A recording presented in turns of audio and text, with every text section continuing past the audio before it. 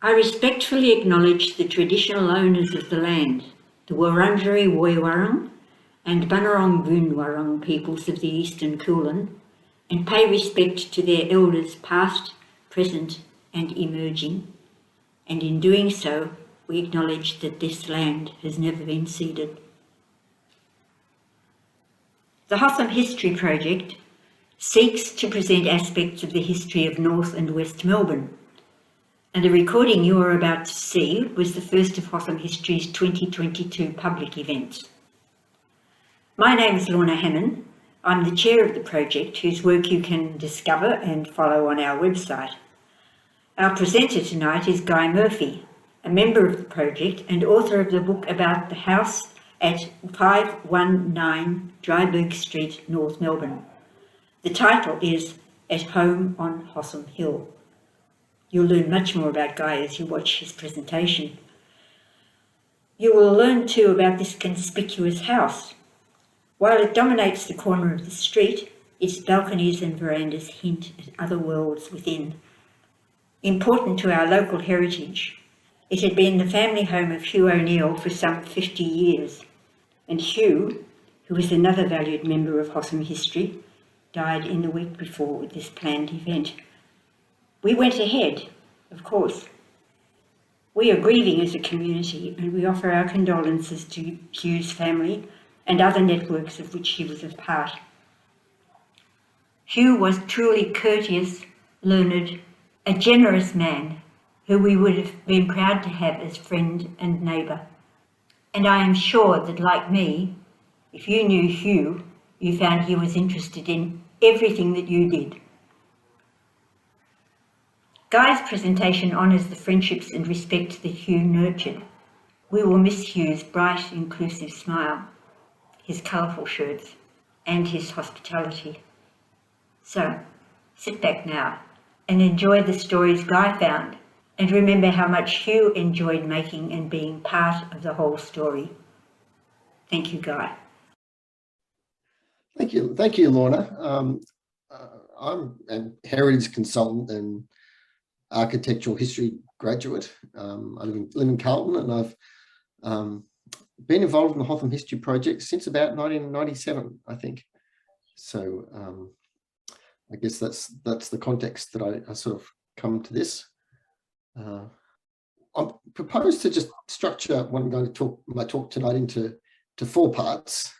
The second part will be, I hope, a rapid, just summary overview with the help of some slides of the history of the house and the story of the man who built it, to give some context to what I talk about afterwards, which will be the additional information that I've come across since At Home on Hotham History came out in 2004. And then the fourth part will be just some reflections on what that exercise has taught me about writing history, the history of places, which I do in my day job now, and just reflections on that process, because just as genealogy is a type of history that everyone can relate to, similarly, we all live in a house, and that's another kind of history we can all relate to. So that's something I will comment on at the end. But firstly, I would just like to talk about Hugh O'Neill and how I became involved with the connection developed that led me to write the book on this house. And can you all see the first slide of the screen share? Slideshow. There we go. So first of all, I'd just like to talk about Hugh and how I came to write a history of his house. I live out, my family background is I come from Bacchus Marsh, which is on the western side of Melbourne. So when we used to go to things in central Melbourne as a kid, we'd drive out heading west and going out along Flemington Road. And I recall commenting to my mother a number of times, just looking at the car window when I was a kid, isn't that a beautiful house with the bougainvillea? It was the house and it was the bougainvillea, but it also had a really intriguing sort of aspect to it. So we'll cycle ahead in time. In 1996, I enrolled in architectural history at Melbourne Uni, and I took a subject on Asian architecture. That was taught by Hugh O'Neill, who you see on the left there in the photo. And at the end of the term, the end of semester, the mid-year break, the faculty sponsored a group of students to go to China to measure traditional Beijing houses, courtyard houses, and produce drawings and a monograph on our return to Australia. But we also went to the Beijing Opera, went to the Great Wall, we went to the Forbidden City, and then went to Shanghai on the way back and went to Suzhou, and it was an amazing experience. And Hugh led that trip, and we found ourselves in the Australian Embassy meeting the Australian ambassador to China. On our return, we produced the monograph, which gave me insight, taught me how books are produced, actually. But also, Hugh hosted a slide night at his house. And I got the address, and I headed out. And sure enough, I found myself at the front door of that house with the bougainvillea and the cast iron lace. And so we had a wonderful night. For another subject I took, it was about researching the history of individual houses. And we had to identify a house to study, and the obvious thing was to do Hugh's house. And I subsequently got bitten by the history bug, and I just kept researching a little bit more and a little bit more. I obviously didn't know what I was doing at the start, but as I learned a bit more about research, I'd seen a book being produced before, which was the monograph on Beijing houses. I thought, I want to do a book on Hugh's house. This house, there's so much. I can see there's so much in this. And I met the Hotham History Project people, particularly Lorna. I came to a meeting one night, and they came in to support me with this project. But a magical thing was Hugh was so wonderfully supportive as well. He was sort of a de facto supervisor. He offered a lot of encouragement and suggestions as to the scope of it. And he was tolerant of the fact that he let me go get a tape measure and measure the whole building to make measure drawings, plans. I guess it took me a very long time to produce this book. There was, I hear a chuckle there in the background, but it's one of those things I've come to appreciate about really solid research writing, is it just can take a very long time to do it very well. And we just normally, in the course of my heritage work, we just don't have the time or the scope to do that. And looking back at it, the nature of my research is just is manic and expansive to the extent we just wouldn't normally do. But Hugh, he didn't assume it was vaporware. He just hung in there and was supportive. And it came to fruition in the end.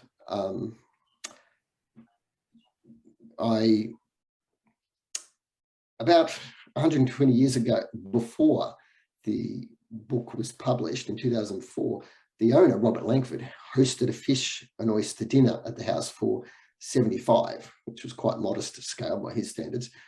And to thank the Hotham History Project Committee, Hugh offered to host a fish and oyster dinner at the house, which I think is one of the most wonderful experiences that I think the Hotham History Project Committee will remember Hugh for. The ladies are remarkably good at cooking. It's no secret, anyone who's been to any events, that they have catered for. But Hugh is a very good cook as well. We both went to the Footscray markets, and we looked at some giant fish in the tank and chose one, and man whacked it with a big pellet sort of hammer thing. And we got giant oysters and a whole lot and bought them. And Hugh knew exactly what to do with the fish. And it was a really magical night that was in the spirit of what had happened 120 years earlier. So, and that was typical Hugh as a warm host, and entertaining host, and just bringing people together in a wonderful way. And I kept in touch with Hugh afterwards. I lived in Europe from 2005 to 2008, and I found myself with a morning to kill in Rotterdam one day before I caught the ferry back to the UK. And I found myself standing in front of the Dutch Institute of Architects. And I knew Hugh had a long project going on a book that he was collaborating with on a Dutch architect, Thomas Carstens. So I rang Hugh up despite the ungodly hour and said, Hugh, I'm standing in front of the Dutch Institute of Architects, which includes their library and their archives. Would you like me to look up anything for you? And he said, oh, you don't have to do that. And I said, oh, come on, I should. And so he gave me a mission, and I went in there and found a bit of material to him. I don't think it was great revelations, but that base got checked, and that was a lovely thing we did. So I kept in touch. I've kept in touch with Hugh ever since. I've drunk a lot of coffee at his kitchen table over the years. My most common pretext was I was going to the Public Records Office for work, so I'd pick up some indulgence for breakfast. And I saw him quite recently, which was lovely. So I'll just conclude by saying how lucky I was to have crossed paths with Hugh, and I'd like to follow his example of just helping the younger people around me find their way in life, as he did for so many people. So yes, what a wonderful person to have known. So I guess I'll move to the part of the talk now that just goes over at home on Hotham Hill and gives you the narrative of the house and the man who built it.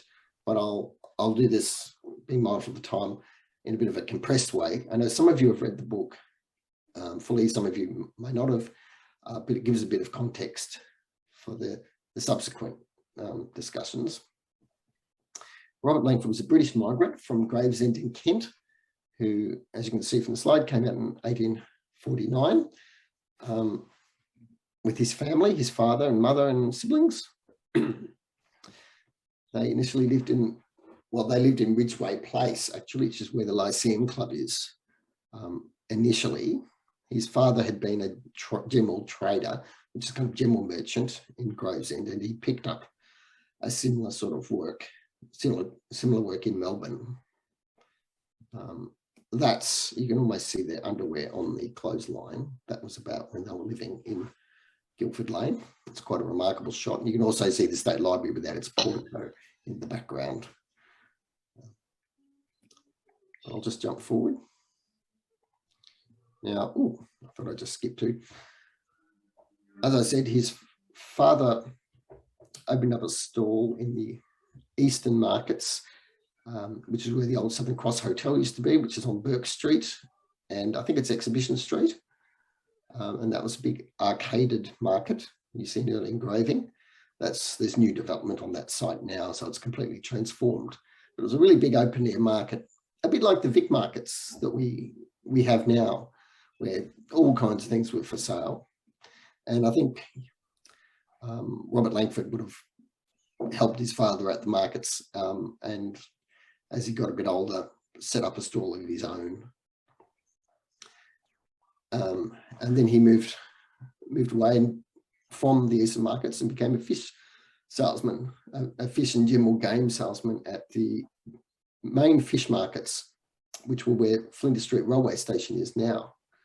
And so this, as a young man in his early 20s, this is the early 1870s. And we actually have, by chance, an engraving that includes his signage. He developed quite a successful business there. He married Eliza Miller in, I think it was 1873. She was from Carrisbrook.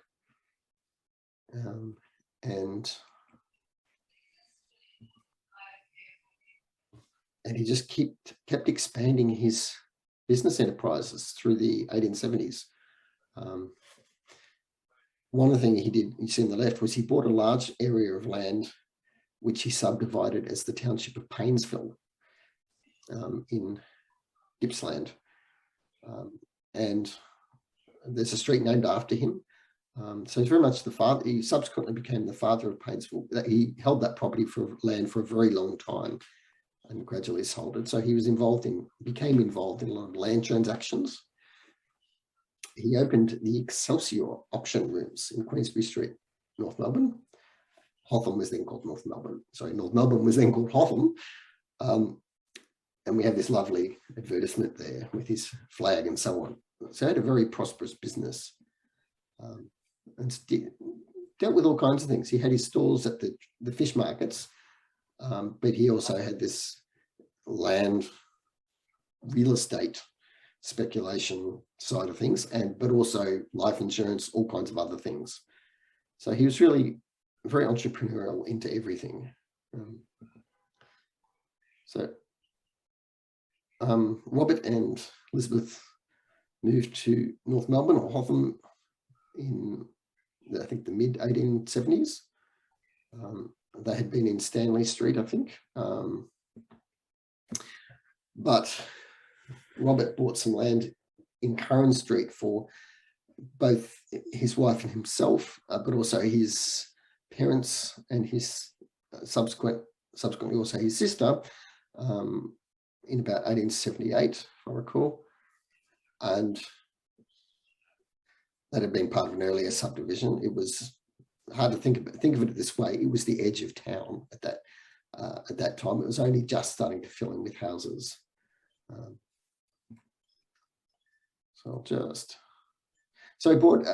They built a single-story cottage on the corner site of Dryburgh and Curran Street, where the two-story house we see now stands.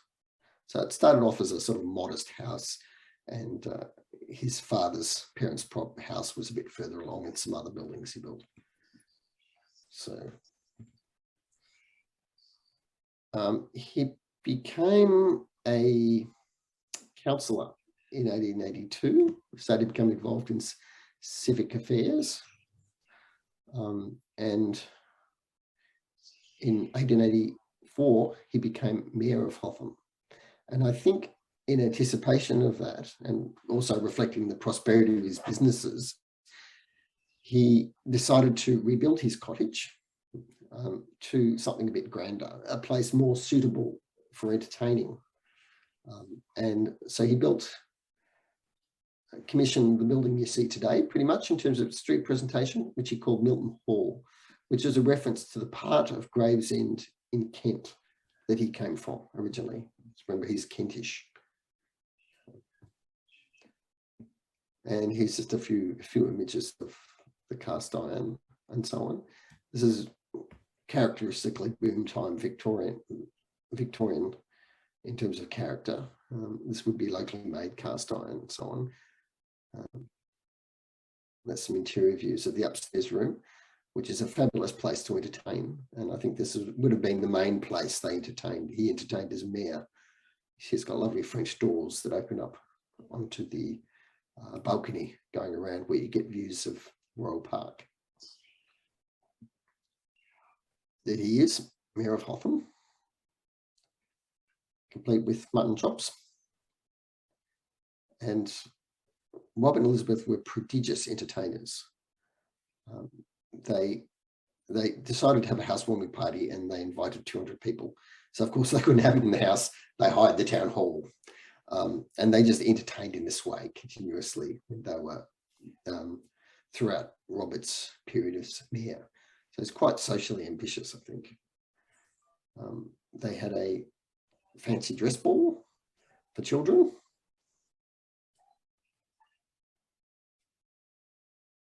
And at the end of this ball, there was a roving photographer taking photos of the children, who they referred to as juveniles. And when Robert's term as mayor finished, Elizabeth Langford, as mayoress, was presented with an album of photos of the children. And they were just very active in all kinds of civic affairs. So this is the North Melbourne Football Club in an earlier form of attire. Robert was just involved in all kinds of community groups and on education boards. He was buying expensive trophies for sporting groups. He was supported the temperance movement. So that's just very, very socially engaged. If I just jump back there, it would appear the Langfords couldn't have children, which I think was a sadness. They were very in their lives. They were very interested in kids, and certainly loved helping children. So that's something that's kind of not directly talked about, but it's sort of inferred from the reportage. And I'll just skip to the next page. Oops, jumping around. These are just some other buildings in Curran Street.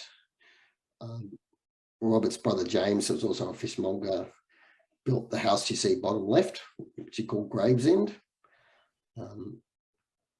13 Curran Street was called Milton Cottage. That's where his parents lived. And then he subdivided some land behind there and included a cottage where his sister Harriet lived. Let's make sure I haven't missed any slides there. Oh, yep, there we go. A pair of cottages on the corner of Curran Place, Kent cottages. So you see in the names, you get a whole lot of things relating to their hometown in Kent. So you've got Milton Hall, after Milton, the suburb of Gravesend. You've got actual Gravesend as the name of the building where his brother lived. You've got Kent cottages for the pair you see at the top right-hand corner of the screen, and then you've got Milton Cottage where his parents lived. So it's sort of a connection with home. And the bottom right down the far back there, you see it's now been converted into a house, but there's a stable. There was a stable where he parked his horses, because just as we have garages now, if you're reasonably well off, you needed a horse park. You needed somewhere to put your carriage, your horse to be at night, and some space for it to move around. So that's quite a common arrangement where you have a larger house. If it's not on the site of the house itself, it might be on a nearby separate property, and that's what occurred here. So Robert actually sold Milton Hall in 1886 to move to a larger house in Carlton, in Hawthorn, because I suspect he just kept on making more money. He kept on his various businesses. The fish markets were on the corner of Swanson Street and Flinders Street were subsequently vacated, and they moved to this new building you see here, which was at the corner of Spencer Street and Flinders Street, which is an amazing way out building that I so wish it survived. When you see it now, see the images of it. He kept his various business activities going until the early 1890s, when he experienced some trouble. He became insolvent in the mid 1890s at one point. That didn't stop him becoming mayor of Romsey, where they had a large property called Rosenberg, with another big double-story house in the country, which they ran as a hotel for a period. I was a bit uncertain about what they were doing for much of the final 10 or 15 years. It was hard to trace what their business and other activities might have been. And particularly the fact they don't have children means they don't have descendants that have documents and original things. His siblings' family have been great in sharing whatever they had, but there's some sorts of things that tend to stay in families that just weren't retained. So it's been a bit unclear as to what happened, precisely what they were up to in the years up to Robert's death in 1913. Now, I included in my book some bios and of the families that have owned the house since Robert Langford sold it in 1886, which was quite early on. Including of the O'Neill family, which most recently, obviously.